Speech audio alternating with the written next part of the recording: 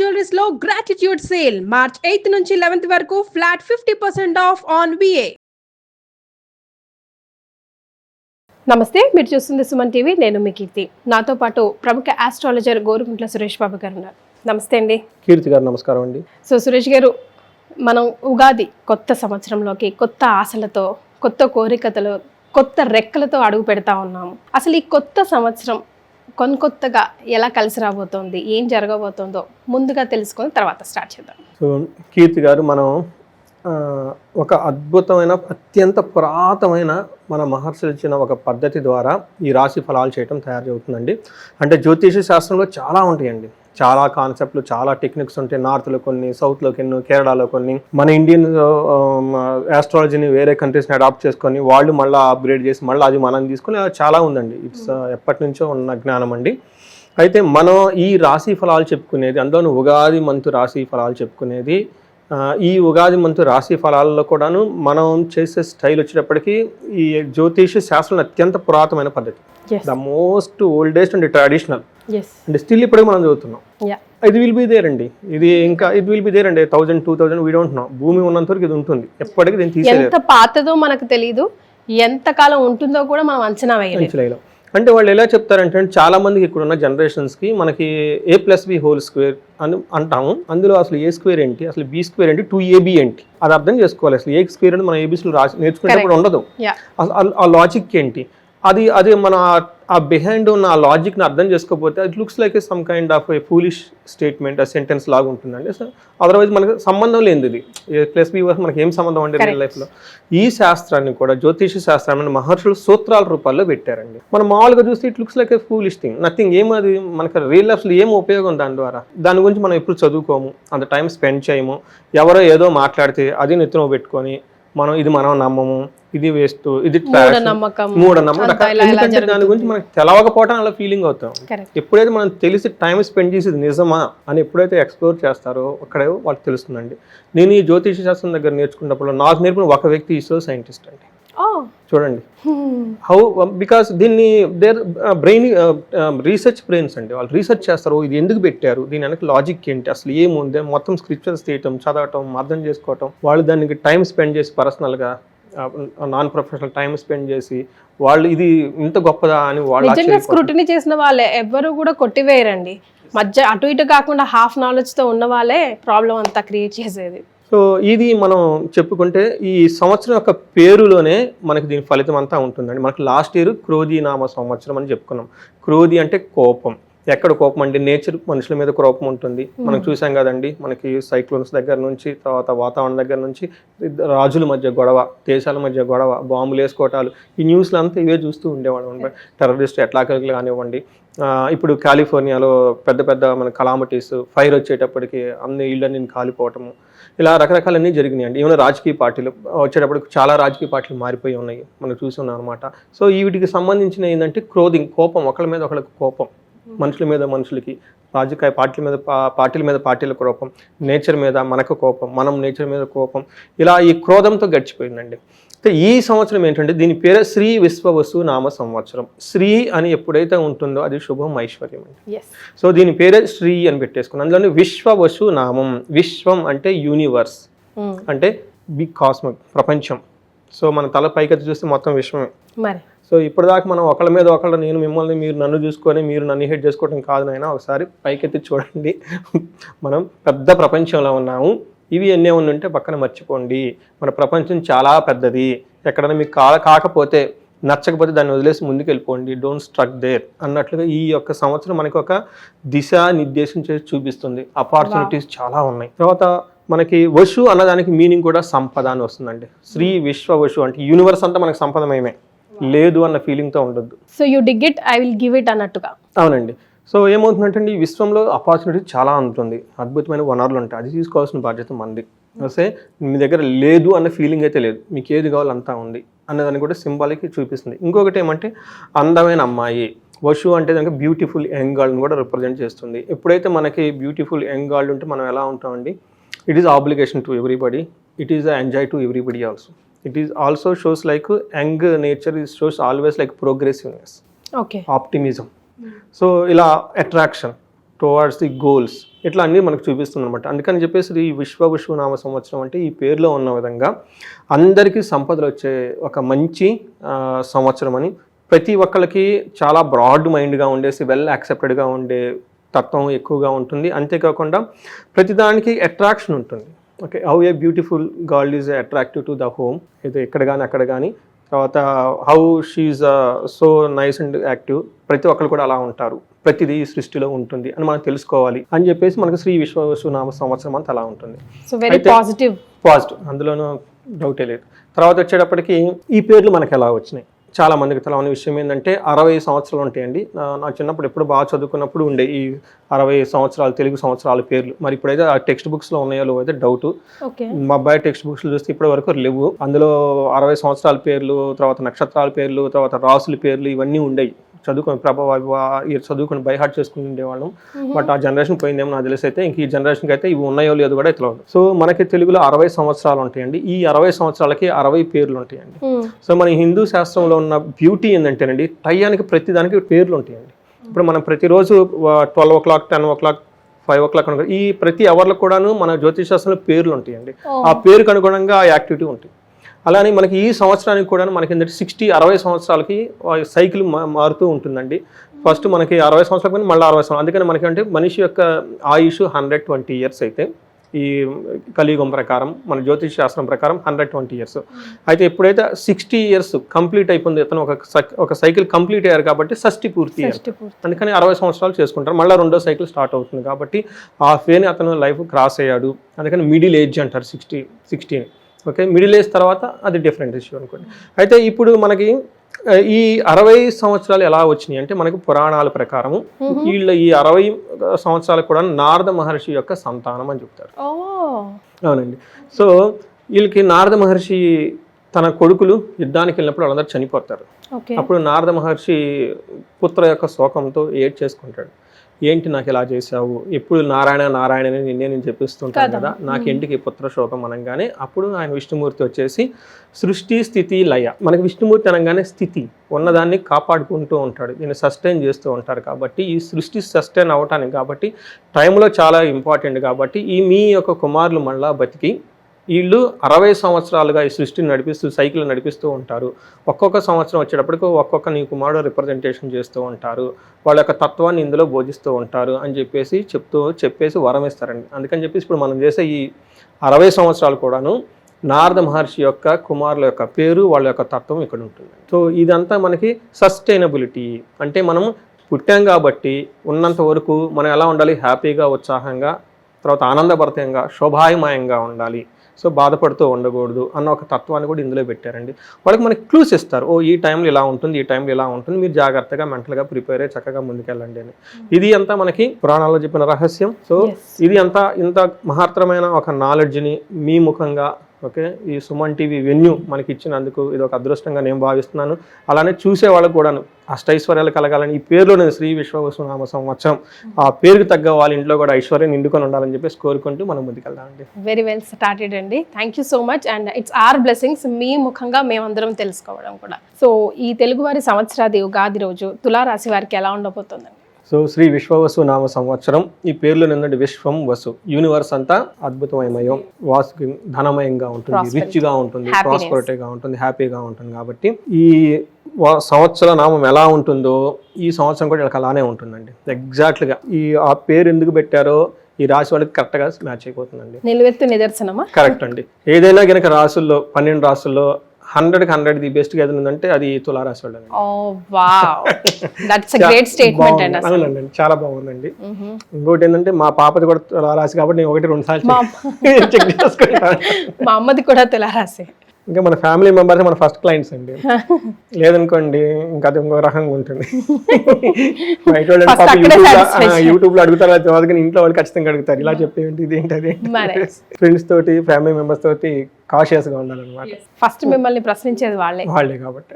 So తులారాశి కనుక చూస్తే ఇందులో ఫస్ట్ నక్షత్రాలు చిత్త 3-4 పాదాలు, స్వాతి 1-2-3-4 పాదాలు, విశాఖ 1-2-3 పాదాలు అంతా తులారాశి. పేరు బలం కనుక చూసుకుంటే రా, రీ, రు, రే, రో, తా, తీ, తూ, తే ఈ సౌండ్లు ఇదే సౌండ్తో మోరార్లెస్ ఉన్న వాళ్ళ పేరు కనుక బాగా పాపులర్గా ఉన్న పేరు, అందరు ఎక్కువ మంది పిలిచే పేరు కనుక ఈ అక్షరాలతో కనుక ఉంటే అది తులారాశి అవుతుందండి. మన కందాయ ఫలాలు, ఆదాయ ఫలితాలు, ఆదాయం రాజ్యపూజ్యం కనుక చూసుకుంటే వీళ్ళకి ఆదాయం 11, వ్యయం 8. ఓకే, ఆదాయం బాగుందని చెప్పుకోవాలి. వీళ్ళకి రాజ్యపూజ్యం 2, అవమానం కూడా 2. చాలా తక్కువ మంది, అంటే 4గురిలో 2 విమర్శిస్తూ ఉంటారు, 2 మాత్రం ఓకే మెచ్చుకుంటూ ఉంటారు. బట్ బాగా గమనించిన ఆదాయం ఎక్కువగా ఉంది, వ్యయం తక్కువగా ఉంది. సో ఈ ప్రకారంగా చూసుకుంటే ఓవరాల్గా వీళ్ళకి చాలా బాగుందని మనం చెప్పుకోవాలన్నమాట. మనకి ప్లానటరీ పొజిషన్ కనుక చూస్తారండి, మీనరాశిలో శని ఉన్నారండి, తర్వాత మనకి గురువు వచ్చేటప్పటికి మిథున రాశిలో ఉంటారు, రాహు కేతువులు మనకి కుంభరాశిలోను, తర్వాత సింహరాశిలో ఉన్నారండి. తర్వాత గురువు 11వ తారీఖు, మే 11, 14వ తారీఖున, 18వ తారీఖున లాట్ ఆఫ్ ప్లానెట్స్ చేంజెస్ ఉన్నాయండి. వీటి యొక్క ఇంపాక్ట్ అందరికీ ఉంటాయండి. సో ఈ రాశి వాళ్ళకి కూడా, తులారాశి వాళ్ళకి ఎలా ఉందో మనం చూద్దాం. మనకి సూక్ష్మ గోచారం అని అంటారు అన్నమాట. ఈ సూక్ష్మ గోచారం ప్రకారం కనుక చూసుకుంటే వెరీ సింపుల్, 3 ముక్కలని మొత్తం తెలిసేసుకోవచ్చు సమరీ ఎలా ఉండబోతుంది అనమాట. వీళ్ళకి శని, గురు, రాహు, కేతుల యొక్క చూస్తే ఎలా ఉంటుందంటే, ఫస్ట్ సపత్న క్షయం, సుఖప్రాప్తి, శోకం, సౌఖ్యం. ఇందులో ఈ 4 ముక్కల్లో కూడా ఒక శోకం తప్పిచ్చేస్తే మిగతా అన్ని పాజిటివ్ టర్మ్స్ అండి. సపత్న క్షయం అంటే ఎనిమీస్, వీళ్ళ మీద శత్రువుల బాధ ఇప్పటిదాకా ఎవరైనా ఉంటే శత్రువుల మీద వీళ్ళకి ఆధిక్యత వచ్చేస్తుంది, శత్రు బాధ వెళ్ళిపోతుంది. ఇంకంతే, ఇప్పటిదాకా వాళ్ళు ఎందుకు హేట్ చేస్తారో వీళ్ళకి అర్థం కాదు, వీళ్ళు వాళ్ళ కింద కూడా ఐడియా లేదు. ఎప్పుడైతే ఉగాది పండుగ వెళ్ళిపోయిందో వాళ్ళ మానాన్ని వాళ్ళు వెళ్ళిపోతారు, వీళ్ళ మానాన్ని వీళ్ళు వెళ్ళిపోతారు. మనకు బస్సులో ఒకసారి ట్రైన్లో ఎక్కి కూర్చొని అప్పటిదాకా కొట్టుకుంటారు, దిగి వెళ్ళిపోతారు, పాపం ఇప్పుడు వీళ్ళకి కూడా ఇప్పటిదాకా ఎందుకు గొడవ పడ్డారు, ఏం చేస్తుందో వాళ్ళకి అర్థం కాదు, టైం వచ్చేసింది, ఎవరి దారిలో వెళ్ళిపోతారు. తర్వాత సుఖప్రాప్తి, ఈ మీనింగ్ ఇందులోనే ఉందండి. వీళ్ళకి ధనం కానివ్వండి, హ్యాపీనెస్ కానీ చక్కగా వచ్చే అవకాశం ఎక్కువగా ఉంటుంది. సౌఖ్యము, 11వ ఇంట్లో కేతు ఉండటం వల్ల ఆధ్యాత్మికంగా ఉండేసి చాలా కంఫర్టబుల్గా ఉండి లగ్జరీగా ఉంటారండి. అయితే వీళ్ళకి శోకం, ఒక రాహువు మాత్రం ఇబ్బంది పెట్టే స్థితిలో ఉన్నారండి. ఇది ఒక్కటి గమనించుకోవాలి. ఒక రకం చూస్తే 70% చాలా బాగుంది అని చెప్పుకోవాలి. మనం కనుక చూస్తే ఈ డీటెయిల్స్ కనుక చూస్తే 6వ ఇంట్లో వీళ్ళకి లోహమూర్తిగా శని ఉన్నారండి. లోహమూర్తిగా క్రూర గ్రహం ఉంటే బాగా మంచి యోగ్యతనిస్తుంది. అందులోని 6వ ఇంట్లో కనుక క్రూర గ్రహం ఏదున్నా కానీ చక్కగా యోగ్యతనిచ్చిందండి. వీళ్ళకి కూడా తులారాశి వాళ్ళకి శని ఉండటం వల్ల అక్కడ చాలా యోగ్యతని ఇస్తుంది అనమాట. ఎలాంటి యోగ్యతనంటే ధనధాన్యాభివృద్ధి, బంధు సంతోష వర్ధనం, స్త్రీ సౌఖ్య, గృహ నిర్మాణం, సప్తమ స్థానే శని అని చెప్తారనమాట. వెరీ సింపుల్ లాంగ్వేజ్ అండి. ధనధాన్యాభివృద్ధి, ధనము ధాన్యం చక్కగా వచ్చేస్తుంది, వృద్ధి చెందుతూ ఉంటుంది. బంధు సంతోషం, బంధువులతో చక్కగా సంతోషంగా ఉంటూ ఉంటారు. వర్ధనం అంటే బాగా వృద్ధి చెందుతూ ఉంటుంది, ధనాభివృద్ధి చెందుతూ ఉంటుంది అనమాట. ఇప్పుడు దాకా చెప్పుకున్న విషయాలు బాగా వృద్ధి చెందుతుంటుంది. అలాగే స్త్రీ సౌఖ్యం అని చెప్తారంటే స్త్రీలకైతే పురుష సౌఖ్యం, పురుషులైతే స్త్రీల సౌఖ్యం. అంటే భార్యాభర్తల మధ్య కానివ్వండి, లేదంటే ఎంప్లాయీ, బాస్ ఇలాంటి మధ్య ఏదైనా గొడవలు కానీ ఏమైనా ఉంటే కనుక అవన్నీ పోయేసి చాలా మంచి సపోర్ట్ వస్తుందండి ఇద్దరికి. అప్పటిదాకా కొంతమంది వైఫ్ అండ్ హస్బెండ్ దూరంగా ఉన్నా కానివ్వండి, మనస్పర్ధలు ఉన్నా కానీ ఈ టైంలో అవి పోయేసి ఒకళ్ళ నుంచి ఒకళ్ళకి మంచి చక్కగా సపోర్ట్ వస్తుందండి. ఇది ఒక మంచి చెప్పుకోవాలండి. తర్వాత గృహ నిర్మాణం, ఈ టైంలో ఈ రాశి వాళ్ళు ఇల్లు కట్టే అవకాశం ఎక్కువగా ఉంది. సో రియల్ ఎస్టేట్లో ఉన్నా కానీ, భూమి కొనాలన్నా కానివ్వండి, ఏది చేసినా కానీ చాలా చక్కగా కలిసి వచ్చే అవకాశం ఎక్కువగా ఉంది. ఇది ఒక మంచి పరిణామం అని చెప్పుకోనమాట. అంతేకాకుండా వీళ్ళు 3rd హౌస్ 8th ఇంట్లో చూడటం వల్ల ఏమవుతుందంటేనండి, వీళ్ళకి వాళ్ళ తోబుట్టువుల నుంచి బాగా మంచి సపోర్ట్ వస్తుందండి. అలానే తోబుట్టువులకి వీళ్ళు కూడా బాగా హెల్ప్ చేస్తారు. టోటల్గా ఒక ధైర్యవంతంగా ఉంటారు. అంతేకాకుండా వీళ్ళు 8వ ఇంట్లో ఉండటం వల్ల ఒక చిన్న విషయం అండి, లా షూట్స్, ఎక్విజిషన్, అనవసరమైన కోర్టు గొడవలకు వెళ్తే అక్కడ వీళ్ళకి ప్రాబ్లమ్స్ ఎదురయ్యే అవకాశం ఎక్కువగా ఉంది. అందుకని వీళ్ళు కోర్టుకి వెళ్ళటాలు, వేరే వాళ్ళు వాద్యాలు పెట్టాలు, వేరే వాళ్ళతో తగాదాలు పెట్టుకుంటే అవి అక్కడ స్టాగ్నేటెడ్ అయిపోయి దాంతో రిజల్ట్ రాకుండా ఆగిపోతారు అక్కడ. అందుకని చెప్పేసి ఆ మ్యాటర్లోకి వెళ్లకుండా ఉంటే చక్కగా బయట కూర్చొని, వీళ్ళకి శత్రువుల మీద విజయం ఉంది ఆటోమేటిక్గా. బయట కలిసి కూర్చొని పెద్దవాళ్ళతో కలిసి కూర్చుంటే వాళ్ళ శత్రువు వీళ్ళు చెప్పినట్లు వీళ్ళకి కాంప్రమైజ్ చేసి మంచి రిజల్ట్ వచ్చేస్తుందండి. సో కోర్టు అని అక్కడ హ్యాంగ్ అవ్వకుండా బయట కనుక చూసుకుంటే బాగుంటుంది. జూపిటర్లకు 9వ ఇంట్లో ఉన్నారండి. ఇది కూడాను ఒక మహా మంచి యోగం అండి.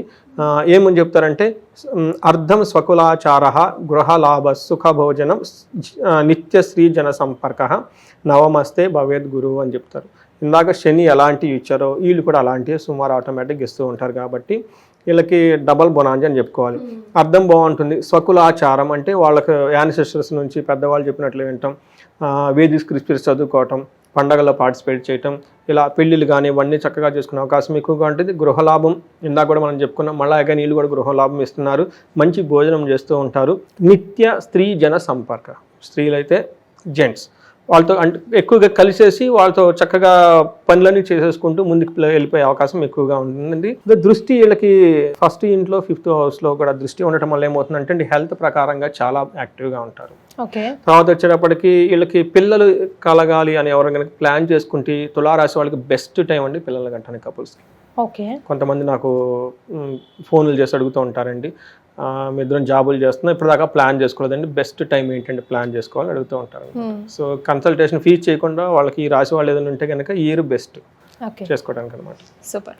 తర్వాత రాహు 5th హౌస్లో ఉండటం వల్ల కొన్ని విషయాల్లో ఇబ్బందులు ఉంటాయి, కొన్ని విషయాల్లో కొంచెం బాగా సపోర్ట్ చేస్తారు రాహు 5th హౌస్లో ఉన్నా. కానీ ఫస్ట్ వచ్చేటప్పటికి రాహు ఎలాంటి రిజల్ట్ ఇస్తారంటే ఓవరాల్గా పుత్ర వైరం, సుపాతృజం, కాలాతిక్రమణ భోజనం, సుసం వీర్యం, రూపాడాం పూజ్యం, పంచమస్తే ఫణి అని చెప్తారు. 5వ ఇంట్లో కనుక ఫణి ఉంటాయి అని చెప్తారంటే పుత్రులతో విరోధం జరిగే అవకాశం ఎక్కువగా ఉంటుంది. అంటే పిల్లల విషయంలో కేర్ఫుల్గా ఉండాలి. బట్ ఇందాక గురువు కూడాను బాగుంటారని చెప్పాం, ఇక్కడ రివర్స్ కాంట్రావర్స్ అనమాట. బట్ శాస్త్రం ఏం చెప్తుందంటే గురు దృష్టి లక్ష దోషాలన్నా పోగొడుతుంది అంటారు. అందుకని చెప్పేసి పుత్రుల విషయంలో ప్రాబ్లమ్స్ వచ్చినా గురువు బలం బాగా ఉండటం వల్ల అంత ఇబ్బంది పడే ప్రాబ్లమ్స్ అయితే ఉండవు, అందుకే టెన్షన్ పడిన అవసరం లేదు. ఇంకేమంటే ప్రభువులచే గౌరవం పడతాం. వీళ్ళకి పై అఫీషియల్స్ కానివ్వండి, తర్వాత పై బాస్ కానివ్వండి, వాళ్ళ దగ్గర చక్కగా మంచి రిప్యుటేషన్ వచ్చేసి చక్కగా వీళ్ళకి కావాల్సిన పనులని వాళ్ళ ద్వారా వాళ్ళకి వీళ్ళు ఏది పెట్టినా కానీ ప్రపోజల్ వాళ్ళు యాక్సెప్ట్ చేసి ముందుకెళ్ళే అవకాశం ఎక్కువగా ఉంటుంది. అకాలంలో భోజనం తినే అవకాశం ఎక్కువగా ఉంటుంది. అందరి చేత గౌరవించబడతారు. ఆర్థికంగా బలంగా చాలా బాగుంటుంది. ఒక రకంగా డబ్బు వస్తుంది ఖర్చు అవుతుంది కాబట్టి. బట్ మనం ఏం చెప్తుంటే ఓవరాల్గా వీళ్ళకి రాహు ఉన్నా కానీ అంత పెద్ద ఇబ్బంది పెట్టే పొజిషన్లో అయితే లేరు కాబట్టి మిగతా అన్ని విషయాలు చాలా చక్కగా ఉంది. కాబట్టి ఇందాక మనం చెప్పుకున్నట్టు వీళ్ళకి ఆల్మోస్ట్ 80% అన్న రాశిలో బెస్ట్ రాశి, చాలా బాగున్న రాశి ఏమంటే తులారాశి అని చెప్పుకోవాలి. అండ్ వీళ్ళు కనుక బాగలేరు అనుకుంటే నాకు తెలిసి వేరే రాశులు ఎవరు బాగుంటారు. మరి నక్షత్రాల ప్రకారం ఎలా ఉందండి? చిత్తా నక్షత్రం కనుక చూసుకుంటే వీళ్ళకి 3 విషయాల్లో చాలా బాగుందండి. ఒక్క విషయంలో కేర్ఫుల్గా ఉండాలి. ఫస్ట్ ఎక్కడ బాగుందంటే వీళ్ళకి ధనం ప్రకారం చాలా బాగుంది. తర్వాత ధనలాభము, ధాన్యలాభం, నిరోగం, ఇప్పటిదాకా మనం అన్ని చెప్పుకునే చాలా చక్కగా ఉన్నాయి. ఒక్క విషయంలో వీళ్ళకి ఈ 2 వరకు చిత్తా నక్షత్రం వాళ్ళకి మరణ తుల్యం. Okay, something related to with death అంటే చనిపోవడం కాదండి, మనం వాళ్ళు చేస్తున్న ఒక డ్రీమ్స్ కానీ వాళ్ళకున్న విజన్ కానివ్వండి, అప్పటిదాకా కనుక ఏదైనా పని కనుక స్టార్ట్ చేస్తుంటే అవి మధ్యలో ఆగిపోవటం కానీ ఇట్లాంటి ఏదో ఒక విషయంలో ఆగిపోయి క్రైసిస్లో పడే అవకాశం ఎక్కువగా ఉంది. డిస్ట్రాయ్ అంటారు కదండి, అలా అయిపోయే అవసరం అయితే ఎక్కువ వచ్చేసింది. అది ఒక రకంగా మంచిదండి. అంటే ప్రతిదీ జీవితంలో రావాలని ఏమన్నారు కదండి, కొన్నిసార్లు రిజల్ట్ రాని ముందుగానే తెలుసుకొని తీసేసుకుంటే లైఫ్ బాగుంటుంది అందండి. అది కూడా ఆర్ట్ అండి, దాన్ని మనకి మహర్షులు ఏం చెప్తారంటే వైరాగ్యం అంటారు. వైరాగ్యం అంటే ఏంటంటే ప్రతిదీ మంది కాదు లైఫ్లో, కొన్ని వదిలేసుకోవాలన్నమాట. మనం హ్యాపీగా ఏదైతే ఉంటాం అది మనం ఏదైతే హ్యాపీగా ఉంచకుండా బైండ్ చేసి ఇబ్బంది పెడుతూ భయపడంగా ఉంటుంది అది తీసేయడం బెటర్ కదా. సో అందుకని చెప్పేసి వీళ్ళకి అది గుర్తుపెట్టుకోవాలి. రెండోది స్వాతి వాళ్ళకి కొంచెం మిక్స్డ్గా ఉంటుందండి. వీళ్ళకి సంపద ప్రకారం చాలా బాగుంటుంది, ధనలాభం ఉంటుంది, సుఖం ఉంటుంది, హెల్త్ కూడా చాలా రోబస్ట్, ఆరోగ్యంగా హ్యాపీగా ఉంటారు. వీళ్ళకి 2 విషయాలు కేర్ఫుల్గా ఉండాలి. ఏప్రిల్ 10th వరకు శారీరకంగా ఏదో ఒక బాధ ఉంటుందండి. తర్వాత వీళ్ళకి కూడా మరణ తుల్యం అని చెప్తారు. అంటే ఏదో ఒక పనిలో ఇబ్బంది రావటము, డిస్టర్బెన్స్ రావటము, దాన్ని తీసేసుకోవాల్సిన అవసరం అయితే వచ్చేస్తుంది. తర్వాత విశాఖ నక్షత్రం వాళ్ళకి వీళ్ళకి కూడా సంపదలు బాగుంటాయి, ధనం బాగుంటుంది, సుఖం బాగుంటుంది, ఆరోగ్యం బాగుంటుంది, సర్వజన పూజ్యం. విశాఖ నక్షత్రం వాళ్ళకి చాలా మంచి బాగుందని మనం చెప్పుకోవాలండి. తర్వాత వీళ్ళకి ఇయర్ ఎండ్ వరకు వీళ్ళకి కూడాను మరణం తుల్యం అని చెప్తారండి. వీటి గురించి కొంచెం ఆలోచించుకొని జాగ్రత్తగా ఉండటం, పోయేది ఎటు పోతుంది కాబట్టి బీ హ్యాపీ అండి. సో మరి ఆ డిస్టర్బెన్స్ కూడా వీళ్ళు సునాయాసంగా ఈ సంవత్సరం దాటి వేయాలంటే ఎలాంటి రెమెడీస్ ఫాలో అవ్వాలి? వీళ్ళు ఎక్కువగా రెమెడీస్ ఏదైనా కనుక చేసుకోవాలంటే రాహుకి సంబంధించిన రెమెడీ చేసుకోవాలండి. రాహుకి సంబంధించిన ది బెస్ట్ రెమెడీ ఏంటంటే మనకి అందరికీ తెలుగు రాష్ట్రాల్లో ఉన్న వాళ్ళకంటే విజయవాడ కనకదుర్గమ్మ అమ్మవారు. ఓం శ్రీం దుమ్ దుర్గాయ నమః, ఈ ఒక్క మంత్రం వాళ్ళకి రామబాణం. దీన్ని ఎక్కువ జపించుకుంటూ ఉంటే చాలా బాగుంటుంది. తర్వాత ఎవరైనా కనుక మనకి విజయవాడ ఎక్కువ సార్లు విజిట్ చేస్తే చాలా బాగుంటుంది. రాహుకి సంబంధించి వీళ్ళు పారే నీళ్ళలో 7 కొబ్బరి బొండాలు, పీచు తిని కొబ్బరి బొండాలు కనుక డ్రాప్ చేస్తే చాలా బాగుంటుందండి, అందులో పోతుంది. తర్వాత మనకి గణపతి అధర్వ శీర్షం అని ఉంటుంది, ఇది వేద మంత్రం అండి. ప్రొనౌన్సియేషన్ కరెక్ట్గా చేసుకోవాలి. అయితే నేర్పడానికి చాలా మనకి యూట్యూబ్లోను ఇవన్నీ ఆల్రెడీ గొప్ప వాళ్ళు చాలామంది ఆల్రెడీ పెట్టున్నారు. ఇంతకుముందు అయితే అది ప్రాబ్లం కానివ్వండి, ఇప్పుడు everything is available to everybody అండి. అందుకని అందులో కనుక చూసి గురుముఖంగా నేర్చుకోవాలి. గురుముఖంగా లేకపోతే అట్లీస్ట్ యూట్యూబ్లో శాస్త్రోక్తంగా చెప్పిన వాళ్ళు వీడియోస్ చాలా మంచి ఉన్నాయండి. ఒక మంచి వీడియో చూసుకొని ఎలా ప్రొనౌన్స్ చేయాలి అది కనుక నేర్చుకొని గణపతి అథర్వ శీర్షం, ఇది వేద మంత్రం అండి, వేదాల్లో ఉన్న మంత్రం ఇది. ఆ మీనింగ్ తెలుసుకొని దాన్ని చాంట్ చేస్తూ ఎర్రటి మందార పూలతోటి గణపతికి ప్రతిరోజు గరికతో గనక ఆర్ అట్లీస్ట్ మంగళవారం కనుక చేసుకోగలిగితే, అభిషేకం చేసి కనుక చేస్తే ఈ దోషం పోయేసి, రాహు దోషం పోయేసి చాలా బాగుంటారండి. రైట్. సో తులారాశి వారికి కొత్త సంవత్సరం అంతా చాలా చాలా బాగుంటుందని తెలియజేశారు. ధన్యవాదాలండి. ధన్యవాదాలండి.